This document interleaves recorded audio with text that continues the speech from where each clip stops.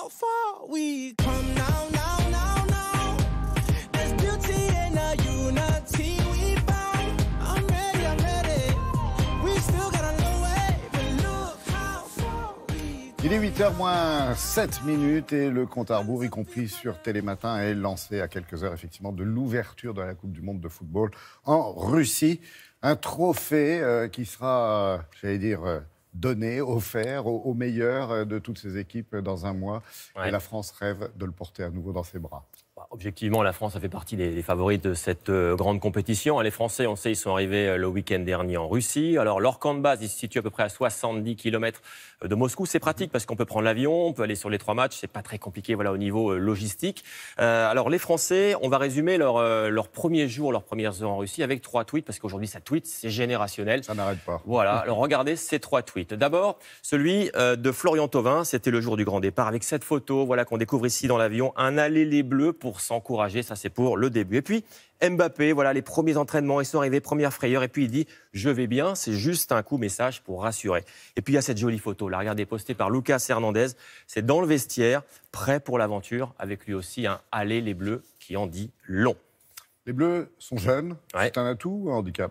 En tout cas, la France, c'est l'équipe la plus jeune de cette Coupe du Monde, évidemment. Mais cette jeunesse, elle s'accompagne d'un vrai potentiel. Alors, on va découvrir, regardez, les moyennes d'âge, équipe par équipe. Et on découvre que la France, elle a 26 ans de moyenne d'âge, avec un Mbappé qui a 19 ans. Vous voyez, c'est un des joueurs les plus jeunes de cette Coupe du Monde. Elle devance l'Allemagne, 27 ans de moyenne d'âge. Ensuite, il y a l'Espagne, le Brésil, 28, et l'Argentine, 30 ans. Alors, c'est pas une bonne nouvelle pour répondre à votre question, parce que cette moyenne d'âge de 26 ans, jamais une équipe qui a remporté la Coupe du Monde n'a eu 26 ans de moyenne d'âge. C'est 27 ans et demi en moyenne, donc voilà, ça, c'est pas forcément une bonne nouvelle.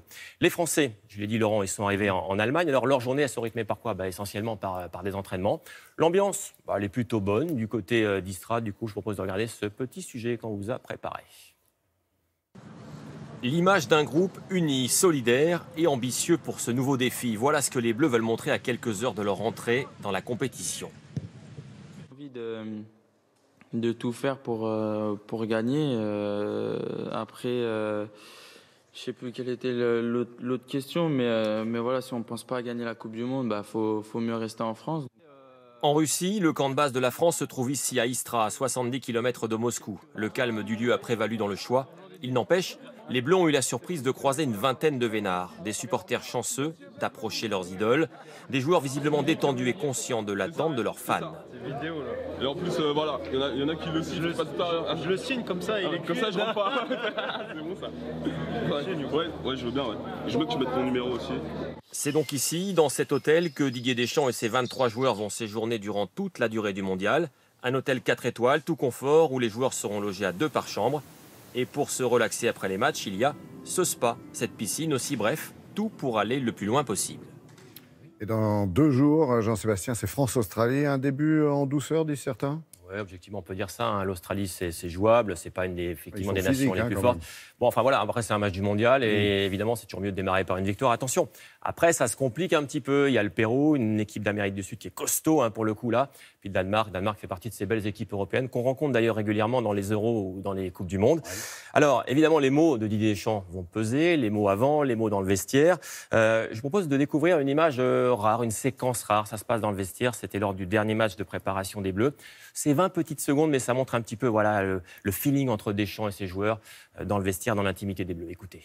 Dans l'esprit, dans l'état d'esprit, vous avez confirmé, on n'a pas tout bien fait, mais voilà, vous êtes là. Donc, clôture de la meilleure des façons, cette première partie. Bravo à l'ensemble du groupe, bravo à tous, sincèrement, on y est. Oui, respect et humilité un peu à la Aimé Jacquet, il y a 20 ans. On dit que cette équipe de France, certains le disent, est la meilleure. Oui, on peut dire ça parce que ligne par ligne, là aussi, objectivement, les joueurs de l'équipe de France jouent dans les plus grands clubs européens. Ça, c'est une réalité. D'ailleurs, la valorisation, Laurent, de cette équipe, elle est impressionnante. On va voir tout de suite des chiffres qui vont tout dire. Et tout simplement pour vous montrer que cette équipe de France, c'est l'équipe la plus chère du mondial. Regardez ce chiffre. On ne l'a pas, mais On c'est l'a pas grave. pas, mais en Dites-le gros, quand même. 1,4 milliard elle vaut, cette équipe de France, sur le marché des transferts aujourd'hui. C'est tout simplement ce qui se fait de mieux. Elle devance l'Espagne, 1,3 milliard. Et puis derrière, il y a le Brésil et l'Allemagne qui sont sous le milliard. Vous voyez, donc cette équipe de France, elle est objectivement très compétitive sur le marché des transferts. Elle vaut cher. Mais l'argent fera-t-il le bonheur? Alors là, on l'espère tous. Et nous, on garde 2 images, surtout de l'équipe de France. Vous vous en souvenez? Regardez, ça parle à tout le monde. C'était un soir du 12 juillet 1998 au Stade de France. Génération Zidane, cette première Coupe du Monde, on s'en souvient évidemment. Le problème, c'est qu'il y a eu 2006. Ça, c'est l'autre image de Zinedine Zidane. Tout le monde s'en souvient aussi. On va pas, voilà. Alors, en tout cas, occasion gâchée. C'était un soir de juillet 2006. La France, en finale, avait craqué contre l'Italie. Mais bon, nous, ce qu'on espère, en fait, c'est que vers le 15 juillet 2018, eh bien, on aura un petit air de revival. Vous vous souvenez? Vous vous souvenez? Ouais, ça me dit quelque chose. Eh ben voilà.